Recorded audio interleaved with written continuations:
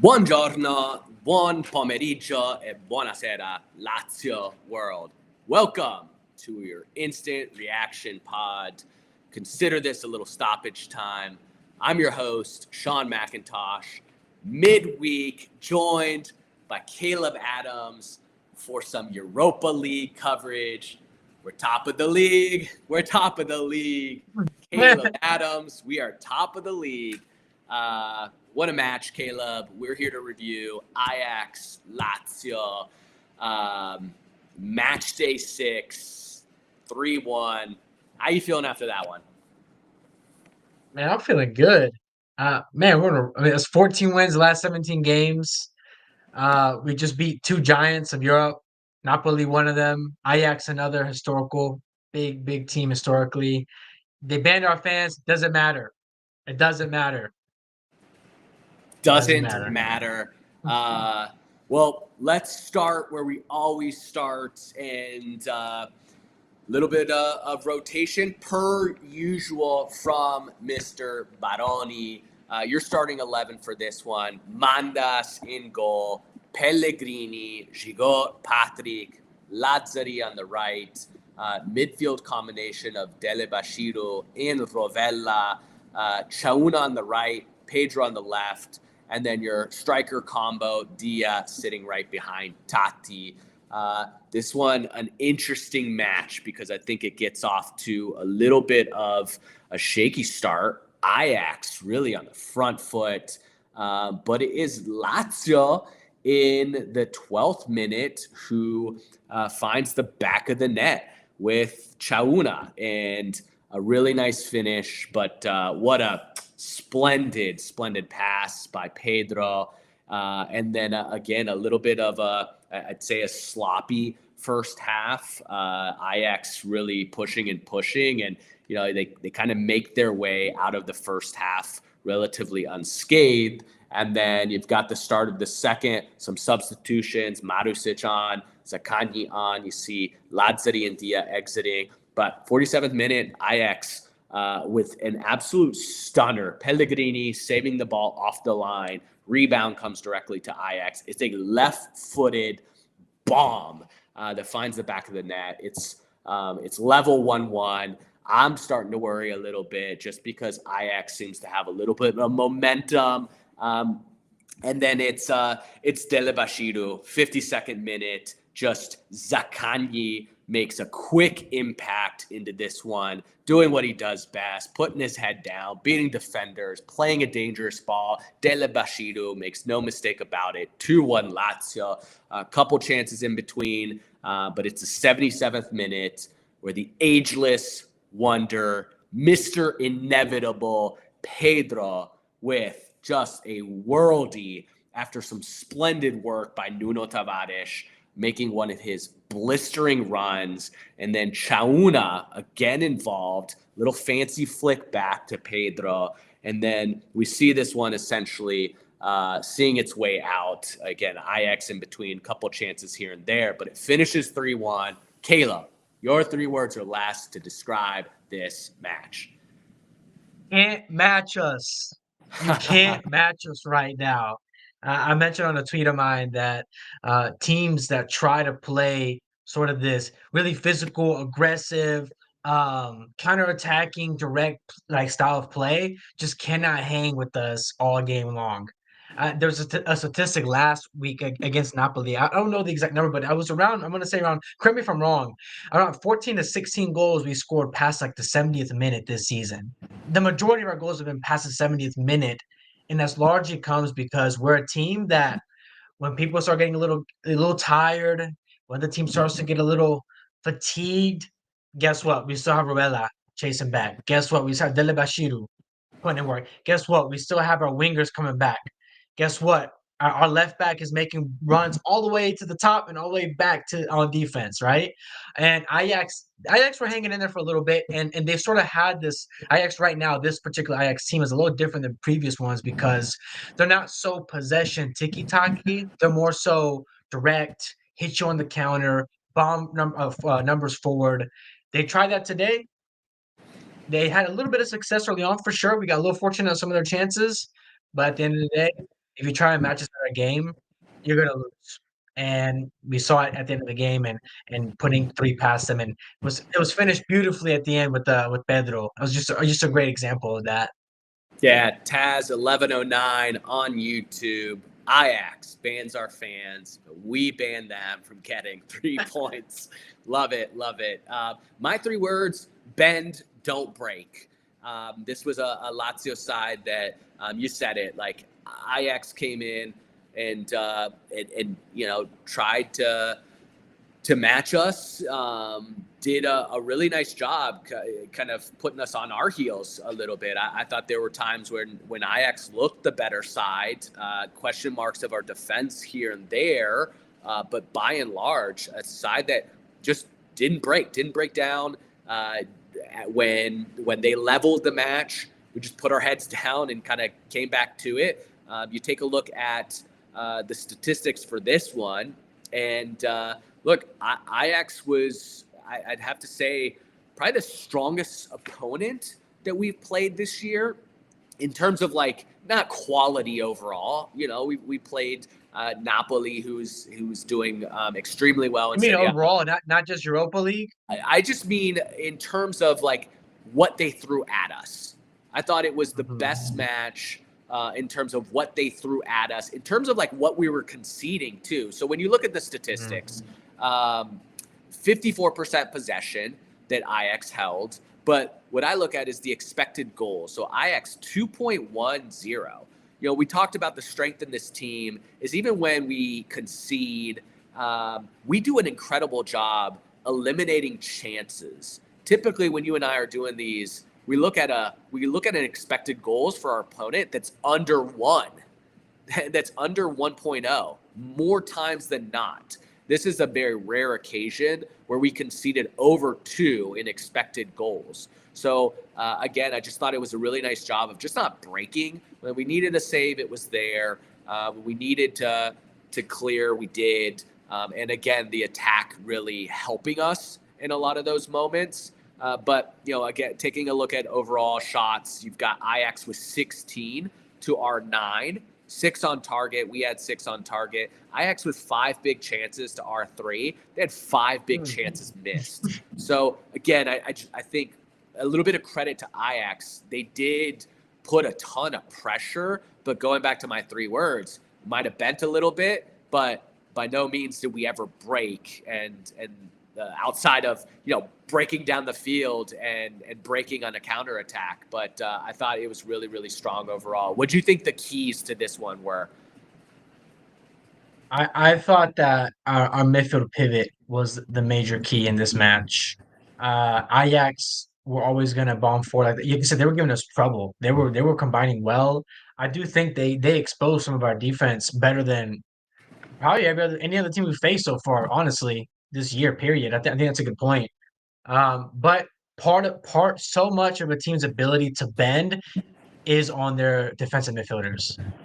Like even if your center backs are having an off game, even if your attack's having an off game, if you're holding midfielders and they can put in a good performance, you won't break.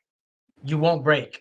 And I thought Rovella and Dele Bashiru, who I mean, it was like deja vu because Tati had a stinker last game too, and then Bashir was a man of the match performance. It was very similar in terms of that Yeah. vibe today. But that was for me the key. I think Dele Bashiru gives Guendouzi a break.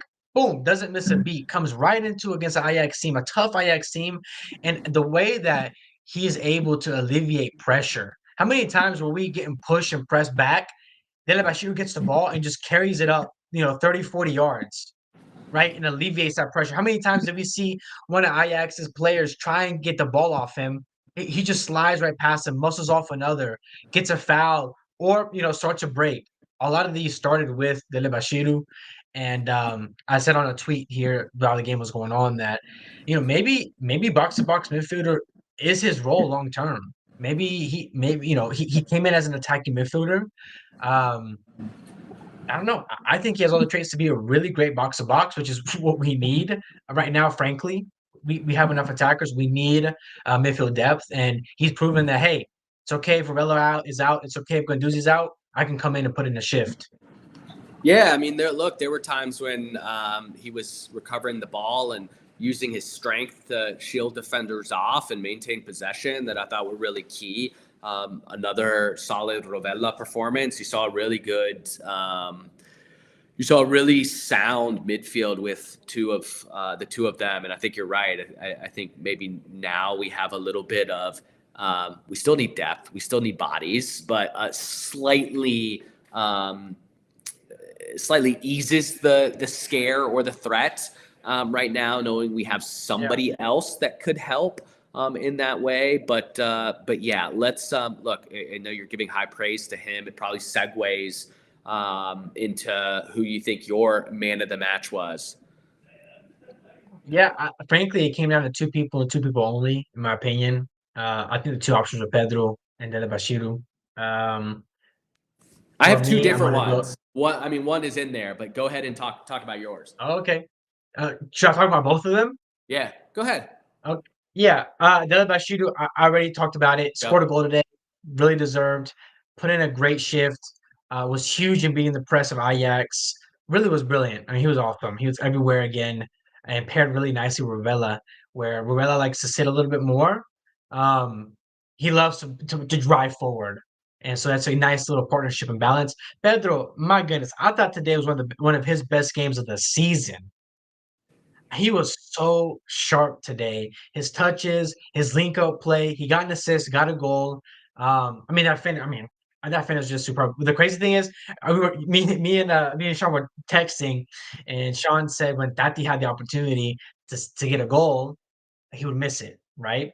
I I was on the opposite end. When that ball on that counterattack came to Pedro at the top of the box, I was like, he's burying this. 100%. It's two different worlds. Like, because you said 9 out of 10 times a striker should finish that when we were talking about Tati. It's like, yeah, if it's Pedro, 10 out of 10, two different worlds, like two different confidence levels right now. Just a touch of class. Pedro is just on Cra- cloud cra- nine. Crazy thing is, I think Pedro is a better and more accurate shooter of the ball outside of the box than inside of the box. The funniest thing about him, like when he's in that top of the box area, he's lethal because he's also great with both feet. But it wasn't just a finish though. I thought he really was for me the premier attacker this match. Zakanya had a good game, and yeah, but for me, I thought he was really running the show today. Yeah. Look, I had Pedro as my man of the match, particularly obviously when he scored that second goal. It was kind of signed, sealed, delivered. He had an all around good match even before that. I mean, there was an assist. You love to see that he's just occupying space across the pitch. Like you don't really know where his like defined position is. He is that ultimate connector. So, when Zaccagni's there, kind of trapped in the corner, he has that help. Pedro just knows where to be and how to be involved. One of the beauties Yeah, about Pedro is that he is almost never invisible. Like even when he's not yeah, scoring, that's a right? good You point. always kind of see him. He's always around. Yeah. But the other player I wanted to shout out, and look, Dele Bashiru, I think deserves praise for this one, but Chauna. I really loved what I saw out of Chauna. Again, you talk about what we. Okay. It seems like we're always talking about a new player every week, and that is the beauty of Baroni. And every week, it's a new player stepping up. It's maybe a player that again, really on theme. When we were talking about Noslin, right? When we were talking about Dele Bashido a couple weeks ago, it's like, here's their chance. Kind of haven't been performing to what we had hoped. Chauna, a lot of those same ways. Super young kid, but we were both high on him. Hasn't really lived up. Not that he has to, because he is so incredibly young. But today, confidence isn't shaken. He's taking on defenders. He's winning a couple defensive duels on top of it. And damn, you could feel it. You could see that confidence. I mean, he was in the box, a little couple of elasticos, just like little shifty and creating separation and space. And obviously walks away in this one with a really nice goal. I loved what I saw from him. I thought that gave us an extra dimension, particularly when you have Tati, who isn't, another match where he isn't on. But Chauna just feel like he was dangerous and kind of scaring defenders a little bit. I'm glad you touched on Zakanyi because another play, he does what he does. Like comes in, Mhm. he's just that vet. It's like a level up.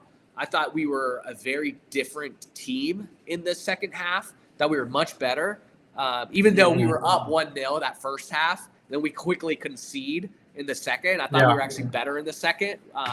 But that's just like Zakanyi is that extra level of class. So, and then, when Nuno came into the match, Hardoz beats me to the punch, but like he adds that extra, like, he's just going to slice you up. So I thought those guys were all absolutely tremendous, which goes to show we can win this in so many different ways. And then Yeah.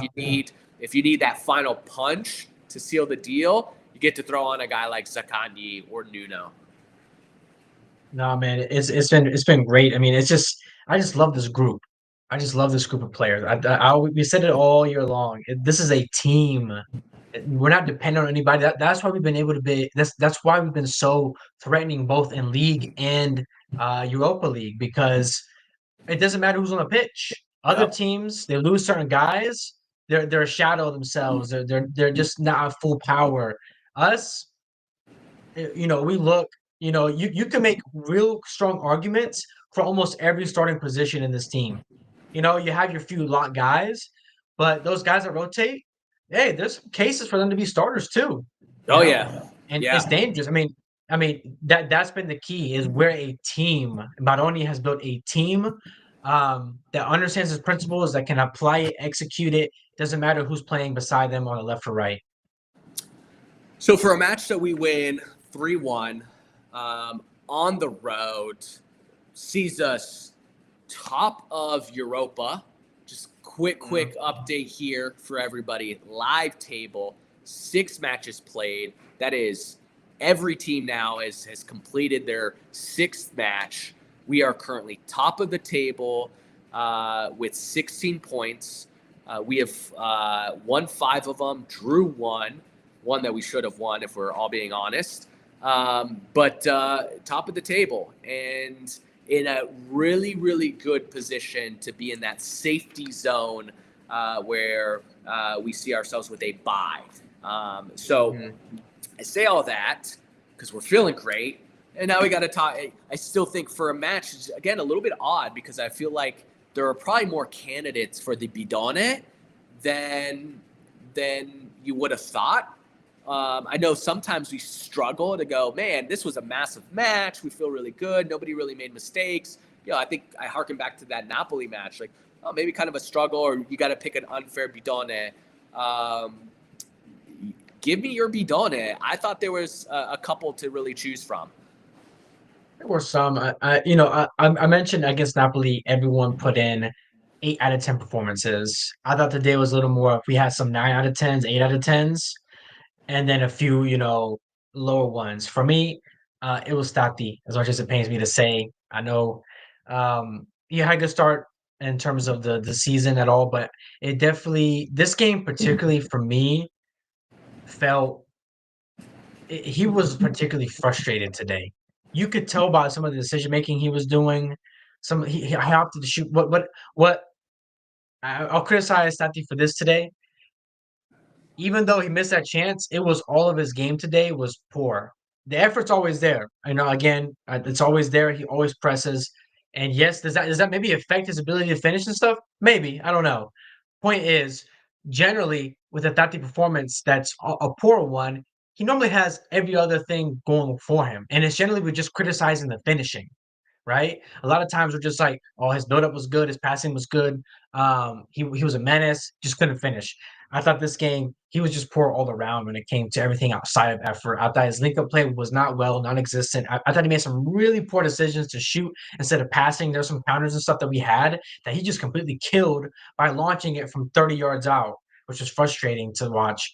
And of course it culminated into a 1v1 sitter that he missed as well. And at this point, let me ask you this, Sean: do we bench him? Because at this point, we rotate so much. It's like, yeah, he's gonna get benched. Like that's what we do. We Yeah, always rotate. yeah. But should we consider starting a new striker up top and maybe giving him some time to sit for a little bit? Man, that's a really good question. I think not yet. So it's two back-to-back stinkers.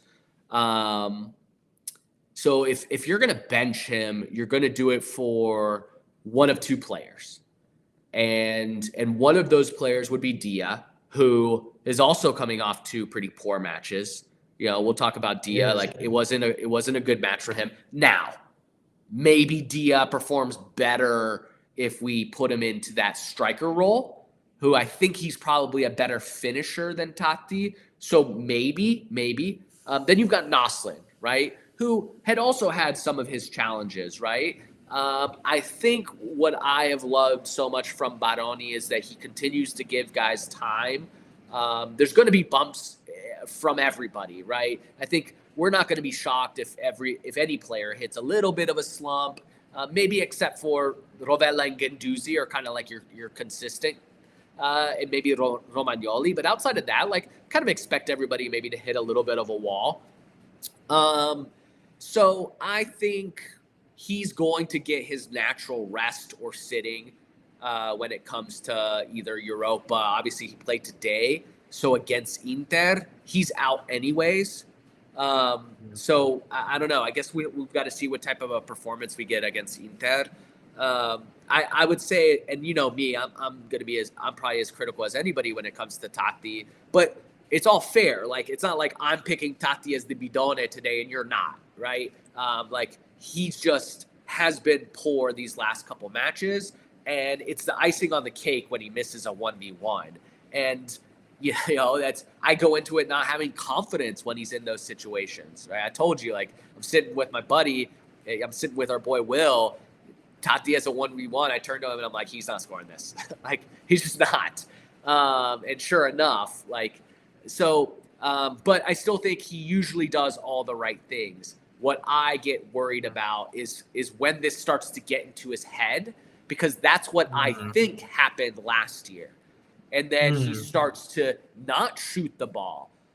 So we'll see. I don't think we're there yet by any means. I would pump the brakes. Like I'm going to be fair about it. Like I still want to see him start. I still think he's great for the team, and everybody else is kind of picking it up around him. From a Bidone standpoint, for me it was between a couple. Tati, probably my leading contender. He's a little bit lucky that we didn't either concede afterwards, right? Like we almost conceded after he missed that. And then obviously Pedro had finished to give us that 2-goal advantage. I would have been really frustrated if we were hanging on for dear life and we ended up dropping points because of it. Luckily we didn't. I didn't think Pellegrini was good today. I thought he was very shaky. Like I was really concerned. Picks up a yellow. There's that moment in the match where he a little bit of 57th minute tries to chest it to Mandas, bit of miscommunication, and that almost turned disastrous. So I didn't love what I saw from him. I thought Dia was kind of poor. Now, to Dia's credit, the first goal that we score is because he is tracking back and he wins a ball that he plays to Rovella, who plays to Pedro, which leads to the goal. Yeah. So it's his effort contributing in other ways. So, for that reason, I think I'm with you. I got to give it to Tati. Okay. So here we are, riding high. Two big matches. Again, we talk about litmus tests. Who is this Lazio? I think we're really close to kind of knowing who we are and having those expectations. But maybe the biggest test of all comes this week. Not even weekend. It's a Monday match, which I got to already tell you in advance, Caleb. I don't know what your schedule looks like. I am probably not going to be able to record. I'm going to be out of town. So I'm going to be in San Diego, driving home that Monday. Just got to see what time that game is local, because I don't know that I'll be able to, if I'm watching 11:45 local your time. Yeah, I'm not going to be able to. I'll probably listen to it while I'm driving, but won't be in a place to record. So we'll yeah. I'm also out of town this weekend, and it's a Monday a bit. So I'm So we'll have to have some guests pick it up for us, or coordinate maybe a later recording that day, yeah, so it's not yeah. so immediate. But look, my question for you is. So what do we do? What do we do against Inter, and how confident are you going into a match against the defending champs, favorites to win the Scudetto, and I'd say the this is the test. This is the test of tests coming off of two big wins. So funny, I was actually looking over on some like a statistic sites, just comparing the teams. Just how does Lazio compare to some of the top teams in Serie A right now? And I was looking at Inter specifically. And interesting enough, we're seen as, this is the big test, this is the big challenge, these are the big boys. Um, but if you look at the stats, Lazio are pretty much identical in almost every statistic as Inter this year, right? But the difference is Inter are seen as having a sort of a off year, right? That's where this comes in, and Inter has been in, the thing about this team is that even though on paper, I think we can compete no problem, player to player, I think we can compete no problem. Inter players that have this mentality, they've won a Scudetto. This team has, right, and so I'm really interested to see how we do against a team like that because I don't think Napoli has that mentality that Inter does. I don't think that a team like that has that. Um, but I feel great. I mean, I'm chilling, man. I really feel quite confident. There's not a single game that I go into thinking we're gonna get blown out or this is gonna get ugly. I think we're gonna be there and make it tough for them. Um, and we're also hosting it. I don't think we've lost at home this season. Nah, super Um, strong at home. really strong at home. That place is gonna be bumping. San Olympico is gonna be bumping that day. I'm excited to see the environment, but I feel confident. I feel very confident that we can get a win. Yeah, I mean you're right. The confidence is there. We're coming off of obviously a big European win. They're coming off a pretty devastating loss to Bayer Leverkusen in the 90th Mm. minute, 1-0. So they're going to be hungry. We're going to be riding high. We're at home, but I think you're right. I think more so than a really not a long time. Like 2 years ago, we were second in the league, but I think there was still a difference and a level to it. I think I think we've got every reason to be confident. Taz 1109 brings up that Inter has 2 days of rest, so maybe that's a factor. And while it's certainly a factor, I don't think it's as much of a factor as it has been in the past because of our willingness to rotate. You expect Nuno Tavares to be the starting left back there. Well, he's fresh. Played a few minutes today. Gendouzi, fresh. Few minutes today.